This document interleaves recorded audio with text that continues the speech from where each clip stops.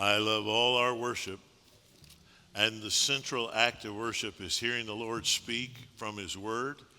I encourage you to turn in your Bible to Luke chapter 14.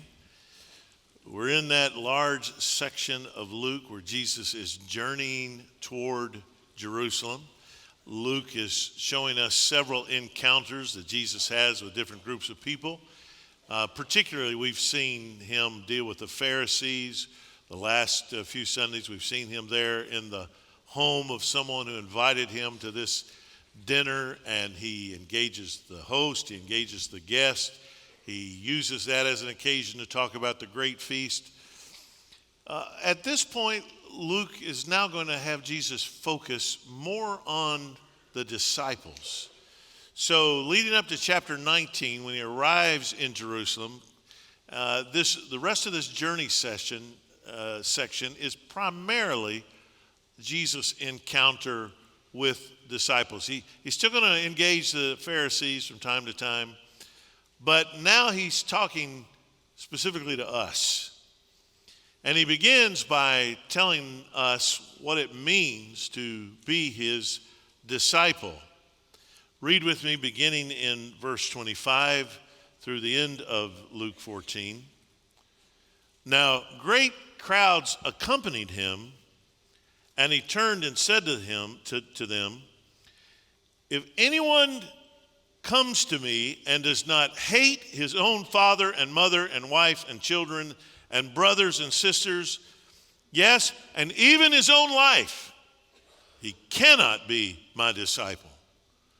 Whoever does not bear his cross and come after me cannot be my disciple. For which of you, desiring to build a tower, does not first sit down and count the cost, whether he has enough to complete it? Otherwise, when he's laid a foundation and is not able to finish, all who see it begin to mock him, saying, this man began to build and was not able to finish. Or what king, going out to encounter another king in war, will not sit down first and deliberate whether he is able with 10,000 to meet him who comes against him with 20,000? And if not, while the other is yet a great way off, he sends a delegation and asks for terms of peace. So therefore, any one of you who does not renounce all that he has cannot be my disciple. Salt is good, but if salt has lost its taste, how shall its saltiness be restored? It is of no use, either for the soil or for the manure pile. It's thrown away. He who has ears to hear, let him hear.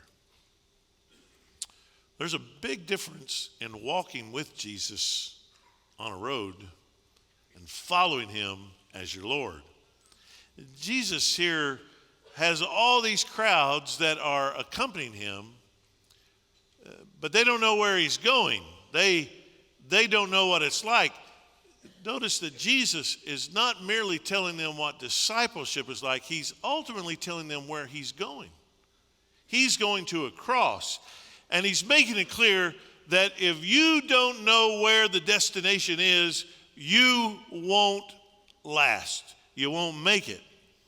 So he tells them what it means to be his follower, what the cost and the character of discipleship is. And in laying out the requirements for discipleship, Jesus does not warn us that if you don't do this, you won't be a good disciple. It doesn't say if you don't heed my advice, you won't be a successful disciple. It says if you don't renounce everything, you cannot be my disciple at all. And I think in the structure of this text, he lays out 4 aspects of Christian discipleship. Now, these things are jarring because the very first one he gives is the relational aspect.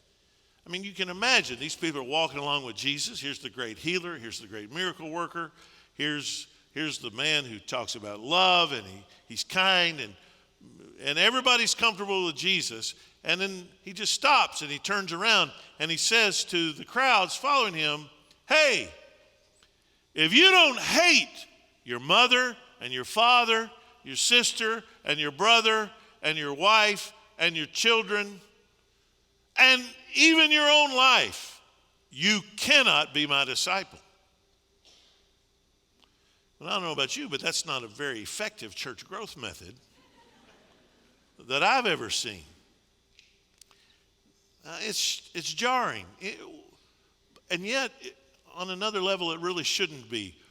We do sort of understand this because even in the realm of human relationships, we understand there have to be priorities. The Bible teaches this. All the way back in Genesis chapter 2, we're taught, therefore shall a man, what? Leave his father and mother and hold fast unto his wife. And anybody with any sense knows that there's not room in your marriage for you to love your mama more than you love your wife.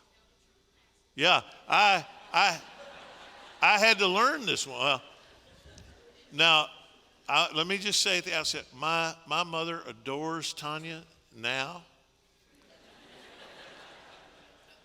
She considers her a daughter as much as the two daughters that she gave birth to. She adores Tanya, but early in our marriage, the very first couple of years, it was rough. Let's just say that. And I'll never forget Mom and Dad staying in our house, and I just observed some things, that little slights and things. You know, I mean, this was hard on my mother. I was her only boy, and she was not accustomed to another woman in my life, and I just noticed her slighting Tanya many different ways. And I just had to go in her bedroom one night and sit on the edge of the bed, and I said, hey, Mom, you know I love you? She says, well, yes, honey, I know you love me. I said, do you really, really, really know I love you? She said, well, yes, I know you love me. I said, well, it's good, because if you don't know that I love you, you're going to get mad at what I'm about to say. But I said, I hope you never make me choose between you and my wife, because if you do, you'll lose. And I said, now, I want a great relationship with you. I want you to have a great relationship with your new grandson. Michael was a baby then. I said, but you can't have a good relationship with me and with your grandson if you don't have a good relationship with my wife. Now, can I be honest with you and tell you my mother was not real happy about that conversation? But I can tell you who was. Yeah.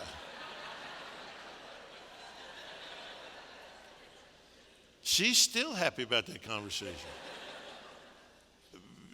It happened a lot of years ago, but it just set the course. It just cleared the air. It established the priorities. It let my mother know, I love you. I'm not in any way dishonoring you. This isn't a slight against you or your character. You just need to know that there's a pecking order here, and this is my one flesh. This is my wife.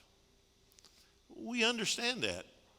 Some of you have had in-law problems, and you know what that can be like. There's just not room for three of you in a marriage, and something has to give. This is why the Bible is very clear. A man shall leave his father and mother, hold fast unto his wife. They too shall be one flesh.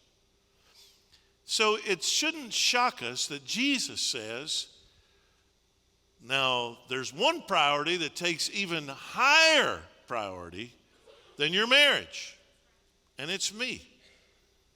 Now, this means the love of Christ overshadows and eclipses all other relationships. I mean, Jesus lays it out. He says father, mother, wife, children, brothers, sisters.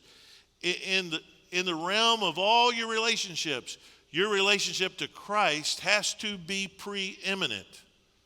Now, this seems so harsh to us. I mean, Jesus uses the word hate. You have to hate them. Now, obviously, he doesn't mean you have to hate them in the sense of you're disgusted by them and you don't like them and you're not kind to them. No, he's just saying that you love him so much that in the vast, bright sunshine of the love of Christ, the little flashlights of your love for anybody else grows dim and is comparatively unseen because your love for him is so great.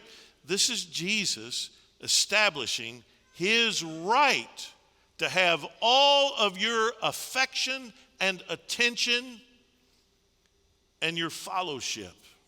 Now, again, this is so harsh to us, we try and mitigate it.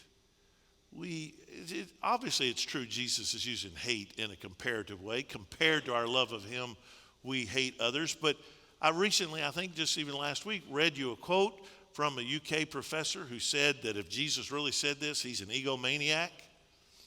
So Christians aren't quite so pagan that we would call Jesus an egomaniac. But what we do is we just edit the Bible and sort of water it down. If you don't like this, then just explain it away or take it out.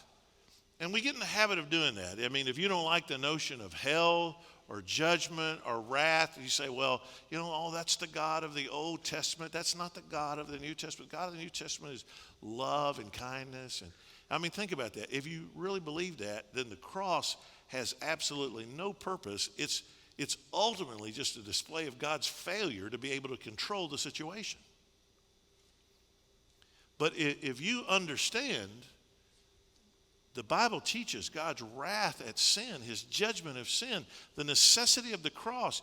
You see why Jesus is on this journey to Jerusalem. If you try and edit the parts of the Bible out that make you uncomfortable, what you're left with is a God without wrath, bringing men and women without merit into a kingdom without judgment through the moral assistance of a Christ without a cross. And that's no gospel at all. This is why Jesus is so clear about who he is and what he does and what it costs to follow him. Secondly, there's the intentional aspect. Jesus admits that you don't drift into this kind of discipleship. This is a conscious choice on your part that Jesus is going to be more dear to you than any other thing in life. And one of Satan's great devices is to use distraction. Jesus says, whoever does not bear his own cross and come after me cannot be my disciple. Man, this is intentional. You're picking up a cross. Jesus says this as he's walking to Jerusalem. He's on his way to Calvary. He's going to a cross. And one of his great temptations is going to, Satan has already offered him, there's some other way. If you'll just bow down and worship me now, you can have the kingdoms of this world. You can have all of this world without the cross. He's already offered this to Jesus, and Jesus has said, no. I have set my face like a flint toward Jerusalem. I'm going, and he's looking at us, his followers, and saying, if you're going to go, it's going to have to be intentional too. You're going to have to pick up a cross. But see, so if Satan can't get you to just outright deny the truth of the Scripture, he'll get you to simply avoid seeing it. He'll use distraction as his great tool. So it's not that you're not a committed person. It's just that you're committed to the wrong things. You fail to invest your life in kingdom good that yields eternal dividends. Oh, you're committed, all right. You're committed to this club or to that sport or to this activity. You're committed to some helping organization. There's lots of good things out there you can do. But you never get a return on an investment that you don't make. So if the enemy can make you feel that you've done something important, even though you're really investing in something that is purely temporal, then he's tricked you into wasting your life. He may not be able to get you to live a vile life, So he'll just get you to live a vain life, one that simply doesn't really matter. I'll never forget years ago when I pastored in Lexington, I had a funeral. And the person that died had connections at our church and at another Baptist church in town. And I had just read an article in the Lexington Herald Leader about the man who had the record for attending the most consecutive Kentucky basketball home games. I mean, it was some outrageous number. I think it was over 1,000. He'd not missed a Kentucky home game in like years and years and years and years. And it told in the article about him what church he went to, and it happened to be the church pastored by this guy that was doing the funeral with me. So we were riding together in the hearse. Pastors can have great conversations in hearses on the way to the funeral, between the funeral home and out there at Bluegrass Memorial Gardens. It was a good ride. And so we started talking about different things, and I said, hey, I saw that article about the man that's a member of your church that's gone to all those games at Kentucky. I said, it must be great to have a guy in your church who is that faithful. He says, well, he doesn't get to church that much because his health isn't good, you know.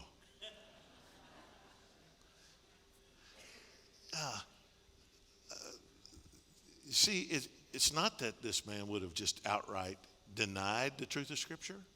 It's just that, man, the faithfulness that he was pursuing was faithful to something that in eternity just isn't going to matter.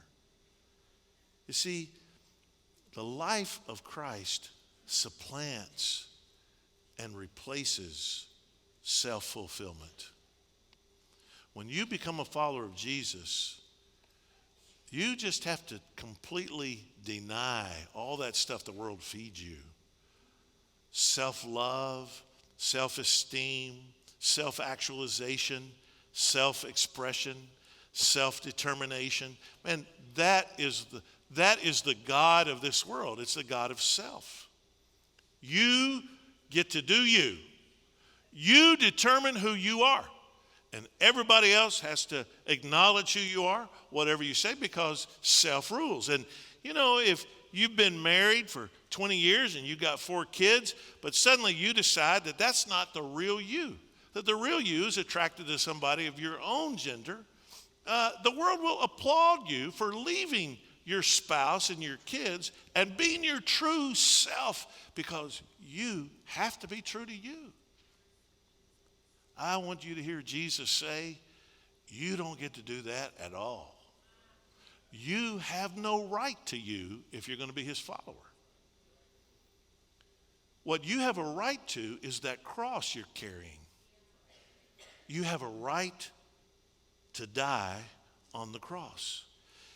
Jesus says, not only do you have to hate your father and mother and sister and brother and wife and children, you have to hate your own life also. You don't get to do you. And yet, man, not only has our culture bought into this, our churches have bought into this. We have consumer-driven churches. I sent the other pastors recently a link to a website that I saw, Southern Baptist Church, man. They're just flat out marketing each of their services. You can pick which service you want, the kind of dress you want, the kind of, whether you want an orchestra or whether you want a small band or you want a praise band, you want a piano. You can choose a service whether you wear ties or not.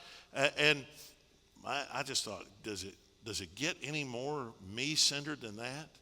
We want you to have the church that you choose and you design. You choose your own worship style, choose your own instrumentation, choose the depth of the preaching you want. You know, some people even choose, I know it's going to be hard for you to believe, some people even choose a church based on what the pastor wears. I mean, I heard somebody told me they invited someone to come to church, and the particular Sunday they came to church, I was wearing jeans, and they said, well, I can't go to that church. That pastor wears jeans. I got news for you. Do you think I want church members who decide whether or not they are in or out based on whether or not the pastor's wearing jeans? I do not want those members. just like, where is that in the Bible? Where does that even figure in? You know, a starving man doesn't inspect the silverware. He eats. Do you hunger and thirst for righteousness? Do you crave the Word of God above all else? Discipleship means taking up a cross and dying to the things of self and preference and following Christ. You know, if you're on your way to the cross, guess what? You can't get offended. Imagine a dying man on the way to Golgotha offended by somebody's criticism of the way he's carrying his cross.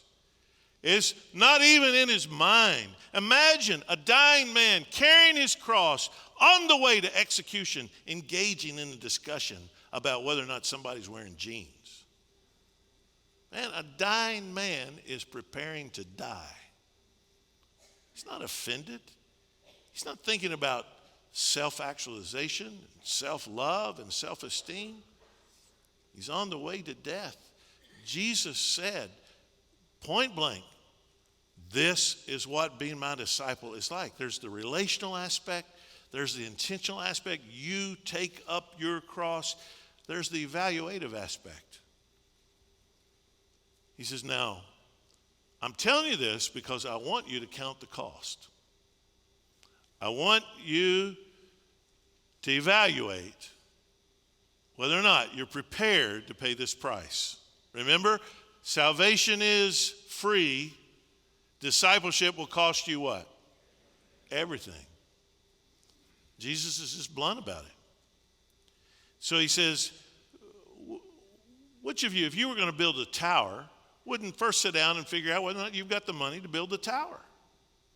You wouldn't want to just build a foundation, get a few stones up on it, and then have to walk away, and your neighbor said, look at that guy. Man, how stupid. He didn't count the cost of whether or not he could finish that project. If you were a king and you were considering war with another nation, wouldn't you consider how many soldiers the other guy has and how many you've got? And if you've got 10,000, the other guy's got 20,000, and you go, not sure my 10,000 can handle this 20,000. What do? You say, okay, let's come to terms of peace. You've got to count the cost. Following Christ is the result of assessment and appraisal. Notice what you don't see Jesus doing here is trying to talk people into it. He's not trying to sell them on anything. He's being very honest. Now, he is saying this. Everything in life is a trade-off. I said that thousands of times to my sons when they were young. This week, we were on vacation for a few days with Seth and Candace, and therefore, and I heard Seth and Candace say it to those four, hey, everything's a trade-off. Man, that just made my heart glad to hear that generational wisdom being passed on down. But it's exactly what Jesus is saying. Jesus never deceived anyone. He never talked to anybody, any unwilling person into doing something they did not want to do. Now, what did he do? He showed them why they should be willing.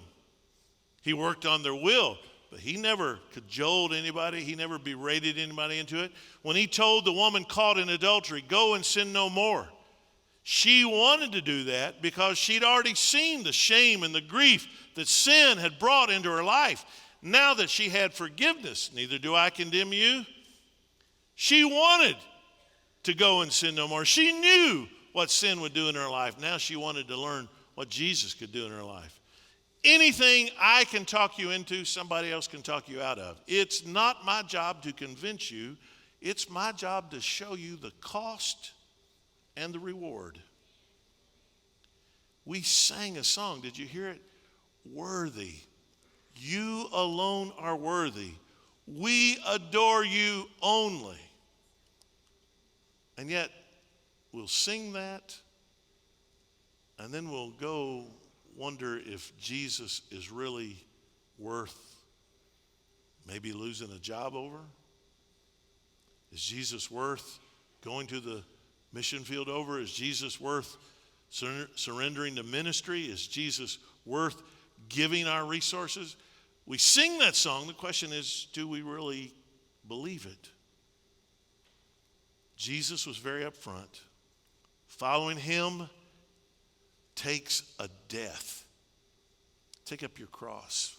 Can you imagine? Now remember, this is Israel under Roman rule.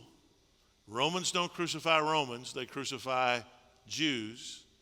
This would be like in the Jim Crow South saying to an African American man, take up your noose and follow me. It's an instrument of torture and death, subjugation, oppression. That's exactly what the cross is. It's not the nice little gold thing around somebody's neck. It's the instrument of torture and death. And Jesus says, if you're going to follow me, you better pick one up because it's going to be used on you. Take your own coffin with you. And when you get to the island where I send you, burn the ships because there's no way off of it. That is what waits for you. Now, are you evaluating the cost? Discipleship is going to cost you everything. But the fourth aspect is the productive aspect. And that is, discipleship has to retain its essential character and value. Jesus looks now at salt. He's used this same imagery in the Sermon on the Mount in the book of Matthew. Not the same place, but here Jesus, in a different setting, with a slightly different purpose, uses the same image of salt that loses its saltiness. Now remember, in the ancient world, salt is used for a lot of things. Salt is where our word salary comes from. You say somebody's not worth his salt. Roman soldiers were often paid in salt. You had to have salt to live. There's no refrigeration. What does salt do? Salt definitely seasons. Salt preserves. You pack fish in it, meat in it. If you're traveling, going on a long journey, your food would be packed in salt. But after a long time, if that salt is used over and over and over, it loses its seasoning. It's been so corrupted with so many oils and different things it's been used with, it's no longer any good. Sometimes they would then use it in an outhouse, in a dung heap, to control the bacteria so that it didn't, the smell wasn't too bad. But Jesus says there comes a point where the salt isn't even good for that. It's just thrown out. It has no purpose. What he's saying here is that if you're going to be my disciple, this is a lifestyle. It's a life choice. The salt has to retain its savor. It's got to retain its essential character and value. And what's his warning here? Don't be a worthless disciple. Don't be a worthless disciple. Don't be a disciple who says you're following Jesus, but you don't season, you don't preserve, you don't add value, you don't even irritate people around you. You're good for nothing. You can't even keep the odor down in an outhouse, Jesus says. Don't claim to be a follower of Jesus without living for him, without witnessing for him, without worshiping him, without serving others for him, without giving to his church, without giving to his causes. If you aren't carrying a cross, it's because you intend on living. But if you're following him, you got a cross, and you know that the end of this trail leads to crucifixion. That at the end of the story, I die. Now, folks, can I just be honest with you? This just isn't being preached in many churches today because it's so hard. But this isn't York making this up. This is what Jesus said. This is what discipleship looks like. Don't be a worthless disciple. Now, I want to pause and say, if you're like me, you hear this and there's this sense of dread that comes over you. It's like, man, I just haven't lived like this. I haven't done this. I've not lived up to this. And am I even a disciple? Do I fulfill this? Can I just stop and point something out to you? That as Jesus is saying this, who's in the crowd? Well, at least one in the crowd is Simon Peter. And Simon Peter, he's not living like this. Simon Peter is even going to go so far that when he even gets near the crucifixion, what does he do? He lies. He says, I don't even know the guy. He's watching from afar. He's not embracing Jesus. He's not carrying his cross. He's a complete and utter failure. I want you to see, though, how does his life end up? Discipleship, though Jesus is very stark in his call to follow him, can we just be honest? There are a few of us that entered the Christian life going, yep, that's it, man. I am carrying my cross. I'm willing to die with Jesus. Sanctification is progressive, isn't it? And we're going to have a whole lot of moments like Peter in the garden along the way where Jesus has to come and restore us back like he did Simon Peter. Though Jesus is very stark here, let's see the big picture, right? And the big picture is we fail a lot. But the general direction of our lives is going to be clear. And there might even be in this room some who, like Samson, have wasted so many of God's great gifts to you. But the nearer you come to the end of your life, the more desperately you seek him.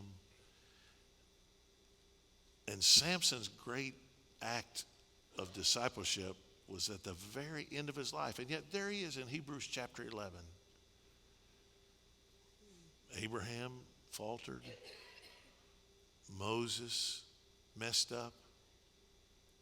David committed great errors, sins, you name it. See, Jesus is very stark in his call to discipleship. We won't be quite so cut and dried in our answer of it. There are going to be times that the cross gets heavy and we lay it down and say, I don't want to follow him anymore. But what you'll find is that life without him is so much worse than a life with him. Don't be a worthless disciple, but also don't be a would-be disciple.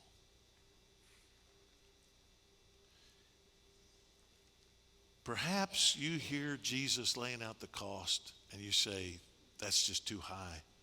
That's too great.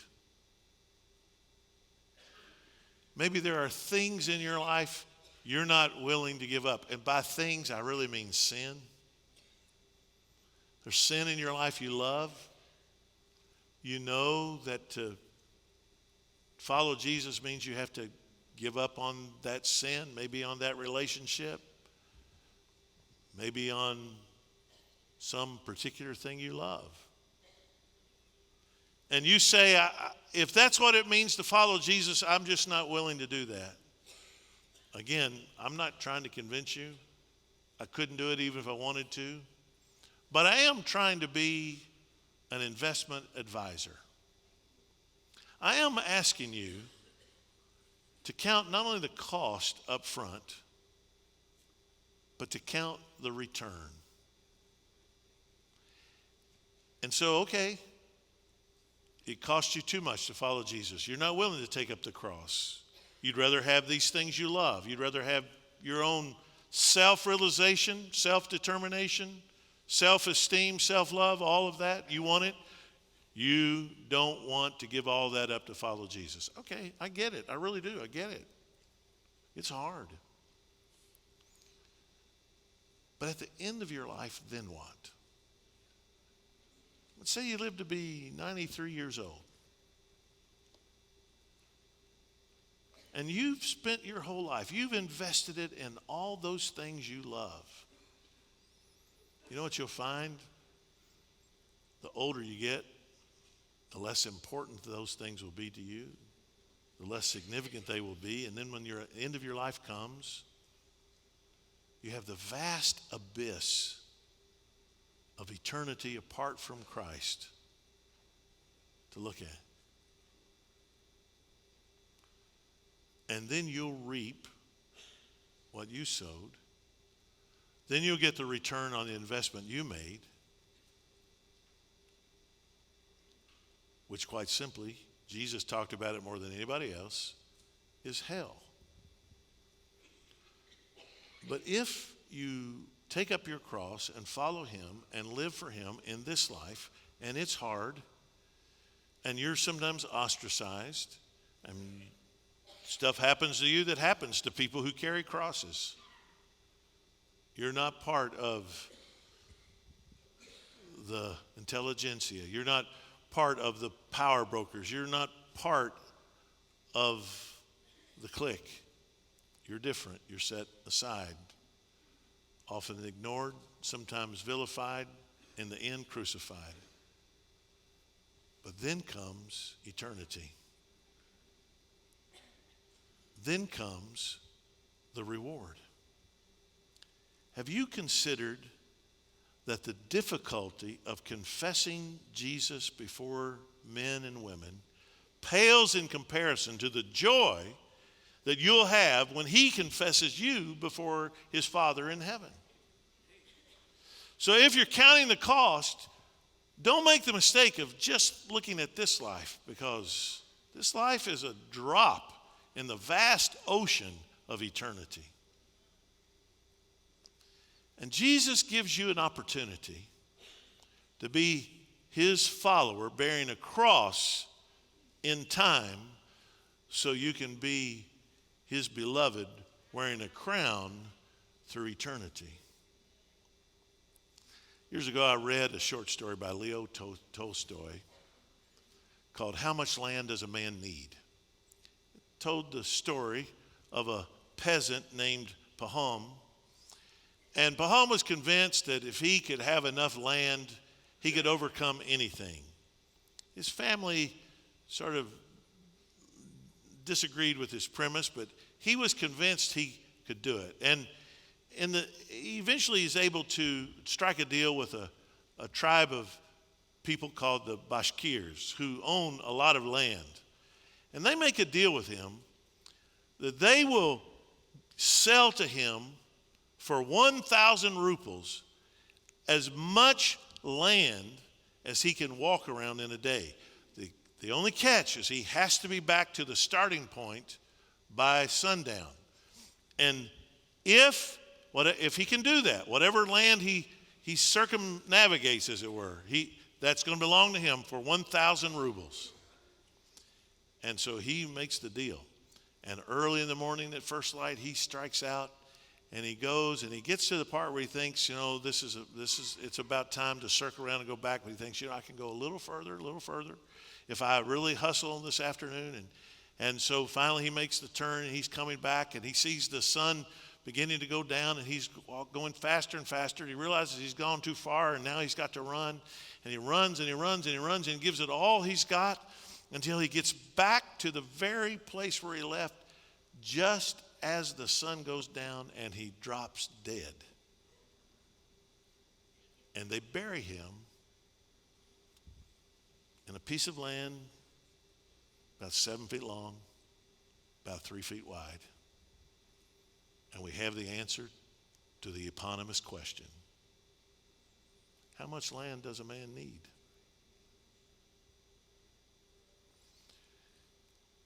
If you invest your life in things that don't matter, in things that pass away, and you miss heaven, you've missed everything. Jesus is so very honest. He's telling us what it means to follow him. But don't miscalculate the value of eternity. Because to have Jesus is to have everything. Worthy is the Lamb who was slain.